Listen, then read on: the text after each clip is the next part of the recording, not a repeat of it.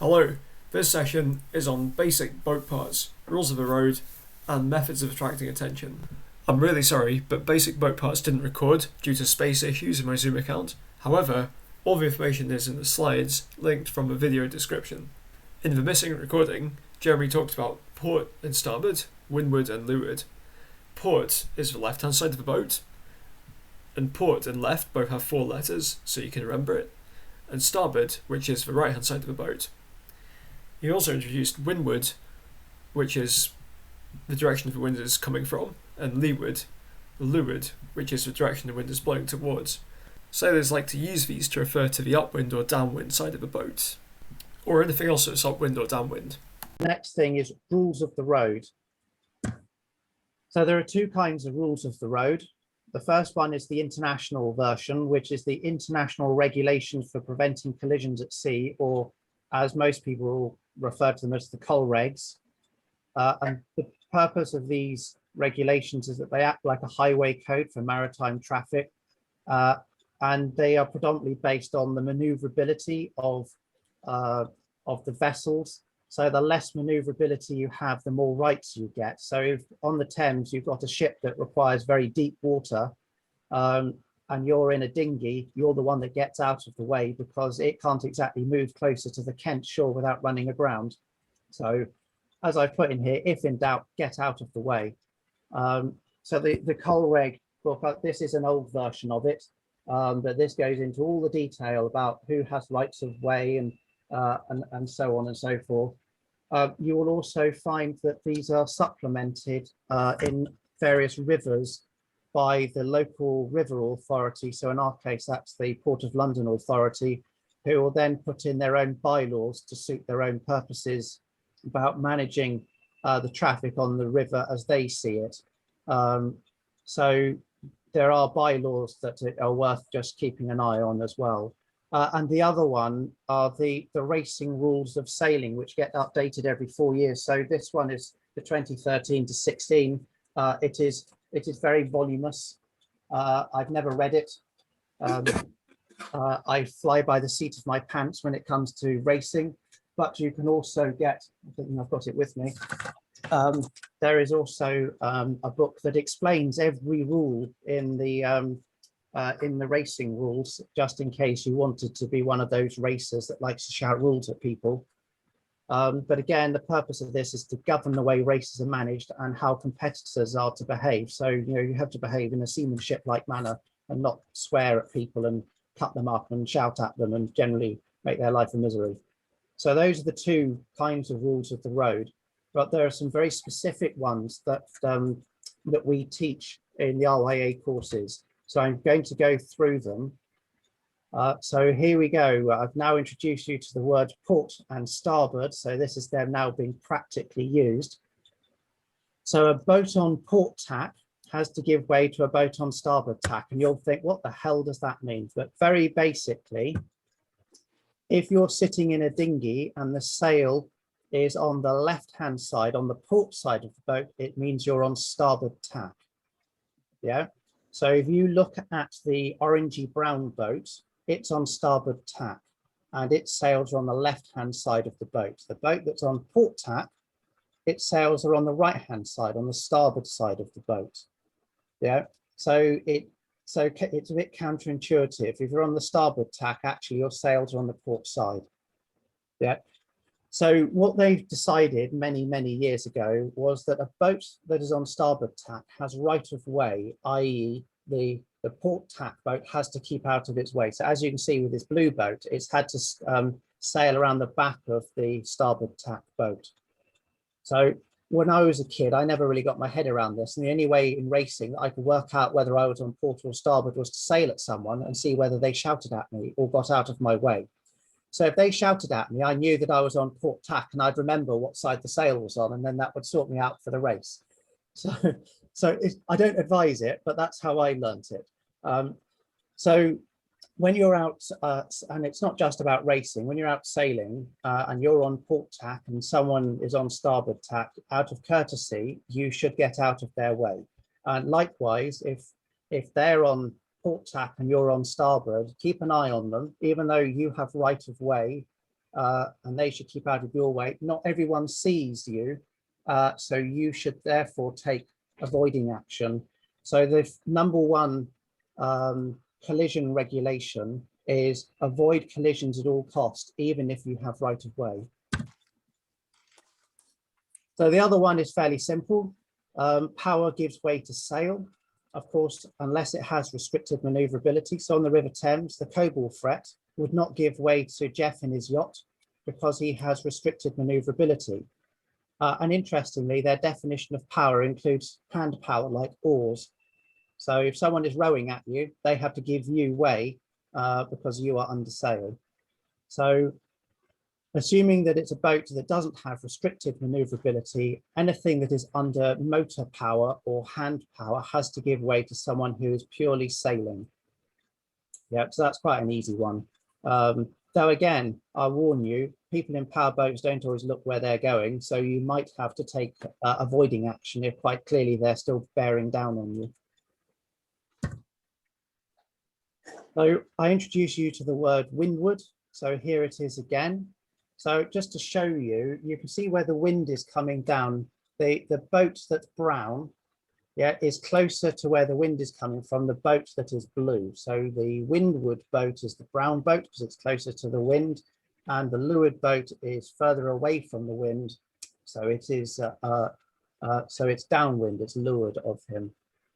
So a windward boat has to keep clear. And it cannot interfere with the boat that is sailing along below. So if the leeward boat, the blue one, is sailing along quite happily, and the boat that's windward starts to come down onto him, forcing him to take action to avoid a collision, then the windward boat is in the wrong. Yeah. So sometimes you get a bit of a friendly tussle between members when they're out racing and sailing, where they try to play that rule a little too closely. But what should basically happen is the windward boat should, out of courtesy, give you enough space as the leeward sailor to have wind to carry on sailing. So another one that's fairly simple, overtaking boat keeps clear, and it doesn't matter whether you're overtaking to windward or to leeward. If you're going faster than another boat, out of courtesy, you should sail around the boat that is going slower than you. Even if it's a motorboat and you're under sail but you're sailing faster than it, you give it enough water space between you and it while you're overtaking. And again, it's so you don't interfere with the boat that is going slower than you. There's nothing more irritating than a nice sail when someone comes along and cuts you up for no particular reason other than they don't know how to be a good seaman. So overtaking boat keeps clear. So basically, the overriding rule is to remember is that even if you have the right of way, you are also responsible for avoiding collision. So number one is collision prevention. And there are times when you'll need to take action if quite clearly the responsible boat has not moved.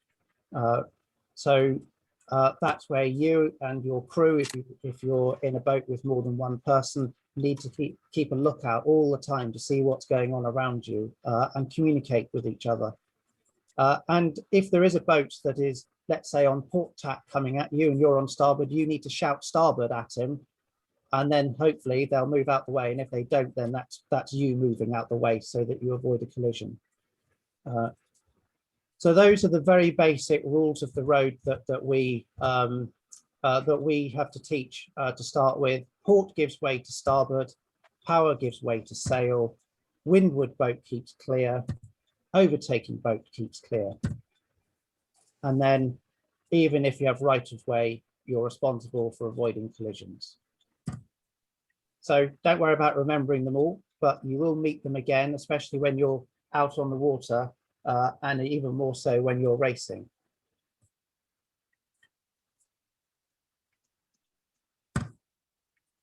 Any quick questions? You can have 1 minute of questions before I hand over to John for the last bit.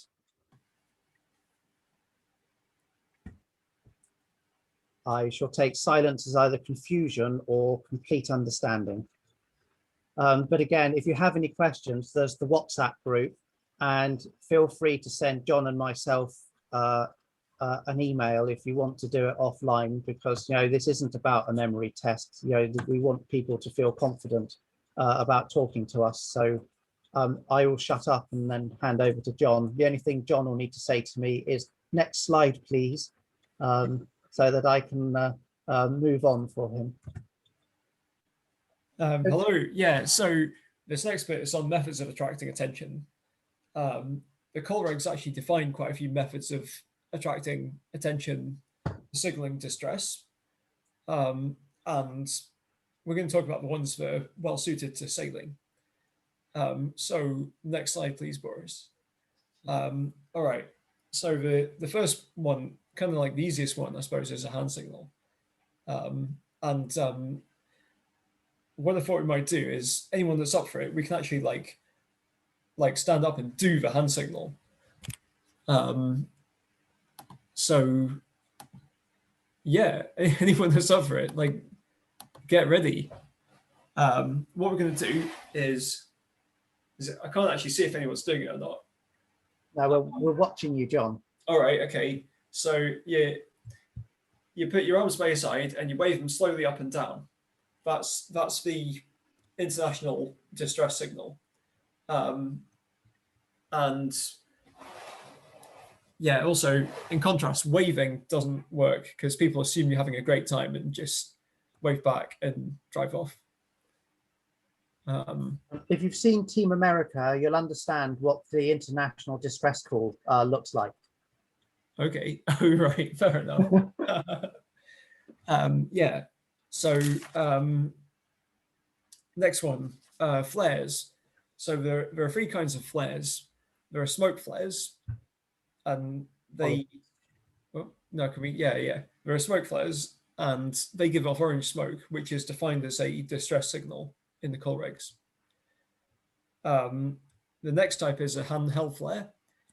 It's you basically hold it at arm's length and it lights up, and I think it lights up for about a minute.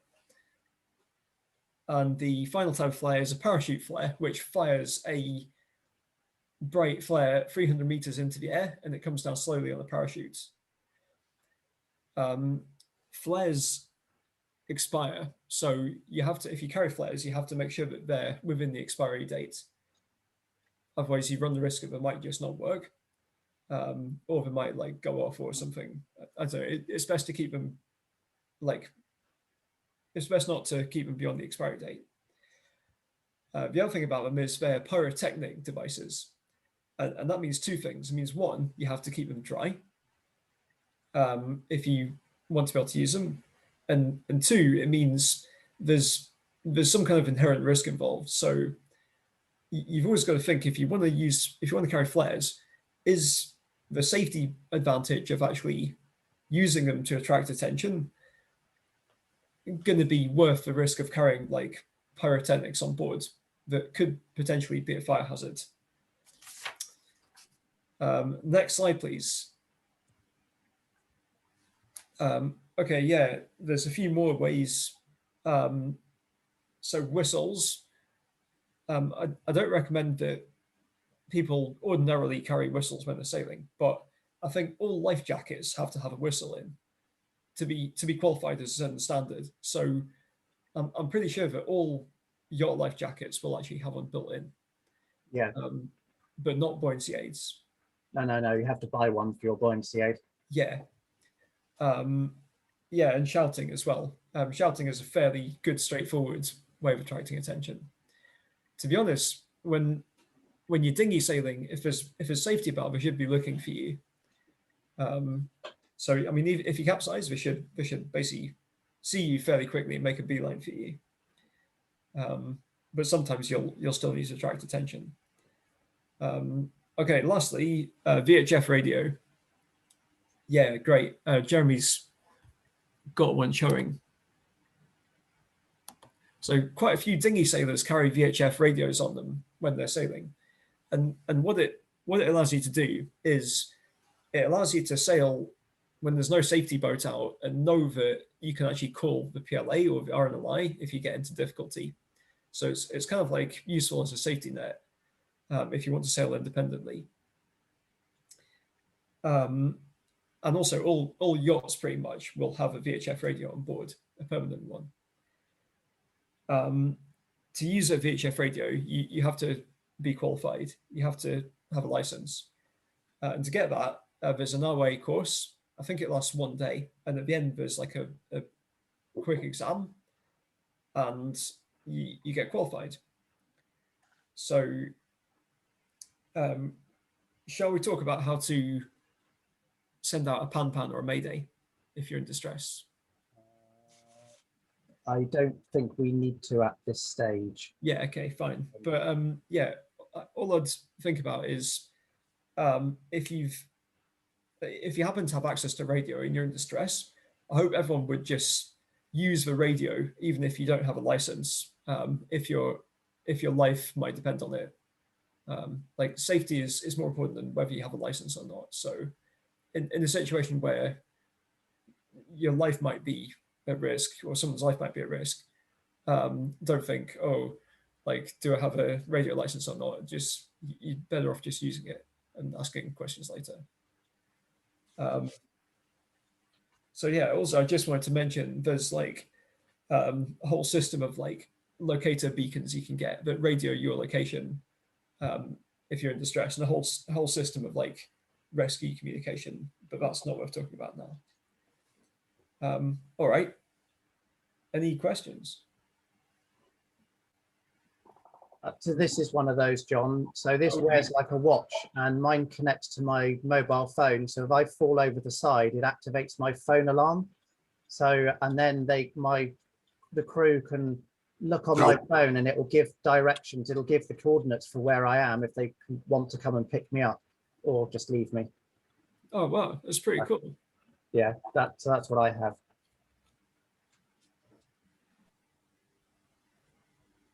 So yeah, feel free to ask questions. If you don't want to ask questions, go and get a beer or something, some other poison of choice, and we can just generally have a chat about life.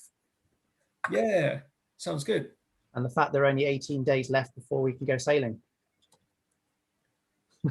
We had a great question during the lost recording, and the question was, are there any good books for beginner sailors? And the short answer is yes. The RA Start Sailing book for dinghy sailors, and the RA Dayskipper handbook for yacht sailors. Having these books to hand are really useful. I still use them. You can't be expected to remember everything.